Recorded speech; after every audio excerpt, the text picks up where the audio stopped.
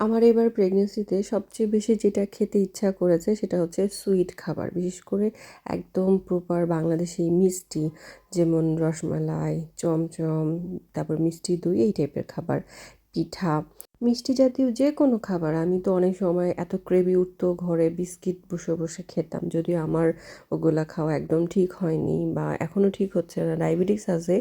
Diabetics বাদেই দিলাম, এই টাইপে তো অবভিয়াসলি হেলদি খাবার খাওয়া উচিত, ফল আর ভেজিটেবলস এই টাইপের খাবার হচ্ছে বেশি ভালো হয়।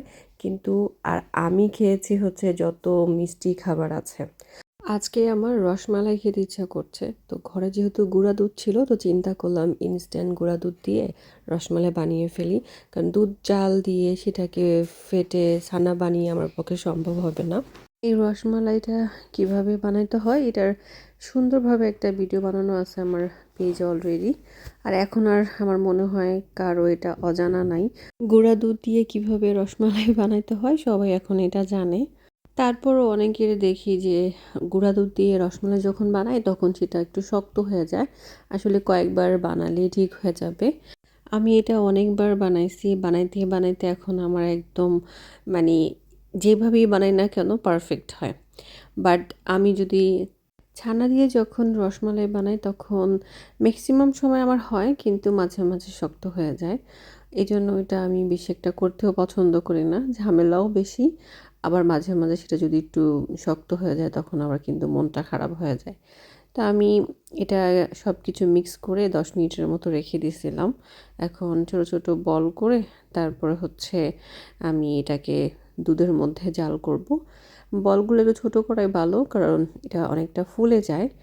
যাদের এমনিতেই ডায়াবেটিস থাকে তাদের মিষ্টি খাবার না খাওয়াটাই ভালো। ইভেন যেসব ফ্রুটসে মিষ্টি বা ভাতটা সেগুলো না খাওয়াই ভালো, কারণ ডায়াবেটিক্স রোগীদের বা ডায়াবেটিক্স মানুষদের যেটা হয় যে যদি ডায়াবেটিক্স বেশি হয়ে যায় তাহলে দেখা যায় ভেতরে যত অর্গান আছে সেগুলো স্লোলি স্লোলি ড্যামেজ হতে থাকে, কাজ করা বন্ধ হতে থাকে। আর যাদের প্রেগনেন্সি অবস্থায় ডায়াবেটিক্স হয় তাদের তো আরও বেশি সচেতন থাকতে হয়, কারণ তাদের নিজেদেরও ক্ষতি করতেছে ডায়াবেটিক্স, আবার যে বেবিটা পেটে থাকে তার কিন্তু ক্ষতি হচ্ছে। তার ওই বেবিটারও দেখা যায় যে অর্গানগুলো ড্যামেজ হচ্ছে বা অর্গানগুলো ভালো করে গ্রো হচ্ছে না বা কোনো একটা ক্ষতি হচ্ছে। আমি এগুলো খুব ভালো করে জানি, কারণ আমার সেকেন্ড প্রেগনেন্সি থেকেই আমার ডায়াবেটিক্স হয়েছে। তো এবারও ডায়াবেটিক্স শুরু থেকেই, জানার পরেও এত এত বেশি এই সময় খেতে ইচ্ছা করে মিষ্টি খাবার। মনে হয় যে একদম ওই সময় যে সময় ক্রেভি উঠে ওই সময় যদি আমি না খাই তাহলে আমি তো বাঁচবই না। তো আমি যদি নাই বাঁচি তো আমার আর কি হবে, মানে এমনটা ফিল হয়। তার আমার আর পরে এই ডায়াবেটিক্স আমার কি করবে এমনটা লাগে। তো আমি মানে এমনভাবে ক্রেভি উঠে যে আমি সামনে যা পাই গাপাগাপ খাওয়া শুরু করি, মানে যেগুলো আর কি সুইট। মিষ্টিগুলো দেওয়ার পর এখন আমি চুলাটা একটু হাই করে এটাকে কয়েকটা বলক দিব। অনেক সময় এটা পড়ে যেতে থাকবে, কিন্তু এই যে বারবারে ঢাকনাটা উঠায় একটু নাড়াচাড়া দিতে হবে। বা এভাবে আপনারা স্প্যাচুলা দিয়েও নেড়ে দিতে পারেন বা এটা উঠায়া একটু মানে ঢুলে ঢালে দিতে পারেন। সবচেয়ে বেটার হয় বারবার একটু উঠাইয়া এটাকে একটু মানে চারপাশ থেকে একটু ঘুরিয়ে ঘুরিয়ে দেওয়াটা, বারবার না নাড়াটাই ভালো। আর অবশ্যই এটা হাইতে রাখতে হবে। আর দুধটা আগে ঘন করা যাবে না, দুধটা একটা বলক আসার পরেই হচ্ছে দিয়ে দিতে হবে। বেশি ঘন করে দিতে গেলে কিন্তু তখন আবার মিষ্টি ভালো হয় না, শক্ত হয়ে যাবে বা ভালো সিদ্ধ হবে না।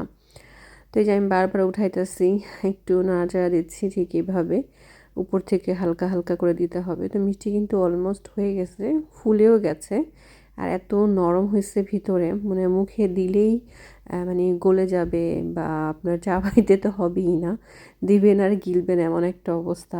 বেশি সফট হয়ে গেছিলো আবার এটা, কিন্তু ঠিক আছে, কারণ এটা ঠান্ডা হওয়ার পরে আবার হালকা একটু মানে ঠিক আসবে ব্যালেন্সটা। আমি একটু কেটে দেখাচ্ছি, এত সফট হয়েছে যে আমার ধরতেই ভয় করতেছিল যে খুলে খুলে আসতেছে, কিন্তু একটাও ভাঙে নাই। খুব সুন্দর সফটও হয়েছে, আবার একদম প্রপার পারফেক্টলি হয়েছে।